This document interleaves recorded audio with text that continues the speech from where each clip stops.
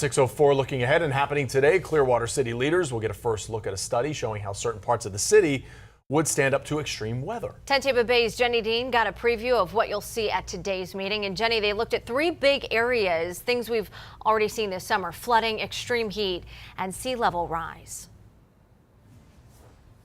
Yeah, good morning, Caitlin and Jameson. This was something that the state mandated that all cities and municipalities do, and it's taken them about 2 years and a lot of planning to put all of these scenarios together so that they could come up with this vulnerability assessment.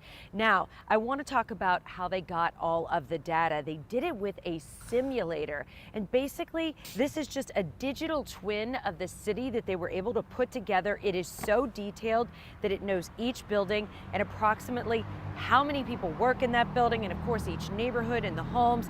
And by looking at the areas that are vulnerable to things like flooding and heat, well, then they can spend money more effectively on bigger projects. And mainly it's a planning tool. So what the city will do, we already have our capital improvement project list that goes out many years into the future. However, now we can use this tool to help guide that list and say, are the 10 projects we have next on our list, are those going to have the most impact? One area they tell me that surprised them was how extreme heat has an effect on something as simple as strategically planting trees, because that can really reduce the effects of extreme heat.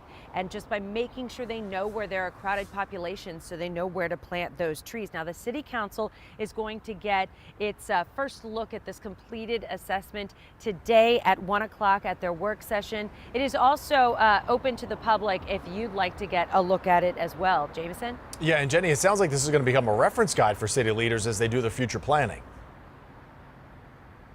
Yeah, exactly. And it's not just for city leaders. It's going to be open to the public.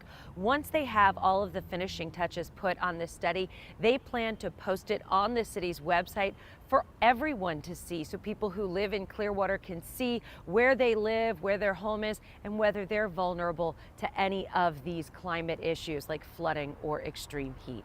Live in Clearwater, Jenny Dean, 10 Tampa Bay. All right, Jenny, thank you.